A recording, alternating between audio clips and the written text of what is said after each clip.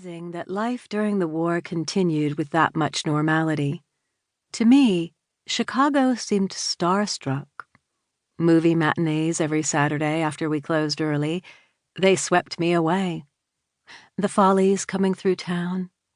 Boys home on leave who would squire me around, their best pal toting a friend of mine, too. We'd go to a show with them in uniform and us in patched-up nylons, feeling grown up. In spite of whatever hijinks they might have been dreaming of, all those boys really hoped for was a decent goodnight kiss, which I gave, easy as a penny.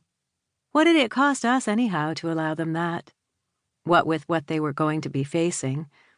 Some of my friends wouldn't smooch a soldier on the first date in case he got the wrong idea or they got a reputation for being fast.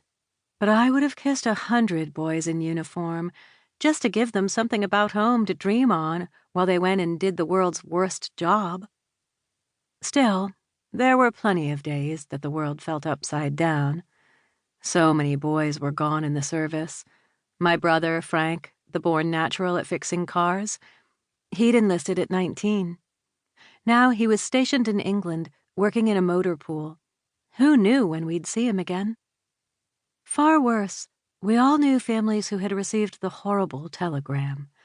Some mothers would never be the same, like Mrs. Winchester, the best soprano in our church's choir until her Michael came home in a coffin and she didn't sing anymore. Some fathers became bitter and silent, like Mr. Winchester, who perched on his front stoop and glared at people like he was daring them to start something. Sorrow was in the air. Sometimes it seemed like half the people in that city were walking around with broken hearts of one kind or another. So maybe a package I couldn't unwrap was a small complaint. Maybe I was self-absorbed and unaware. But what did I know? My life was so small then. I had no idea. I'd tried peeling that tape off with my hands, only tore off an inch or so, and it made my fingers hurt. I found the big scissors, but they barely managed to snip off the extra strip on one corner. Still, I was determined. "Anyone here?" the customer called. "Be right out," I sang back, not much concealing my annoyance. Then the big scissors slipped, and though I pulled back quickly, the point of one arm jabbed me in the forefinger. "Damn," I grunted, though louder than I should have. "Is everything all right?" the customer asked. "Is there some kind of trouble?"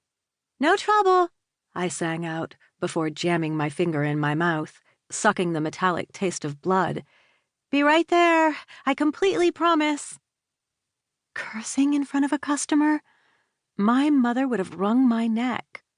But she was off at her Monday War Wives luncheon, not due back till 1. I straightened my skirt and stopped before the little mirror to make sure I was presentable. A lock of my hair had come out from its comb, dangling in front of my face. I was in the middle of arranging it back into place when I heard the chord. In the olden days, they used to have trumpets come out and play a fanfare before the king spoke to shut everyone up, I suppose. And plenty of paintings of angels have cherubs making music in the background whenever something big is happening. This chord? It was a hallelujah, a call from the heavens, or at least from a guy who knew what an organ could do. Because I scurried out of the office, and there he sat at the Hammond Spinet model, our entry-level instrument. He didn't choose the church model with its classy cabinet and 32-note bass pedals, and Doobie's music did not carry the concert model because it was too glamorous and expensive to sell in Hyde Park.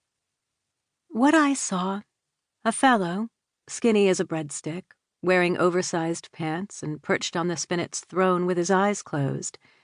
He had his left hand on the low manual, right hand on the high manual, left foot on the bass note, right foot on the volume pedal, announcing for all the world every bit of the meaning and grandeur of a G major chord, fully voiced, with all the trumpet stops open.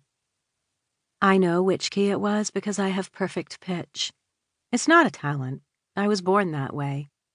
Maybe this is an advantage when sizing a customer up by what chord he plays first, but I promise it is an affliction.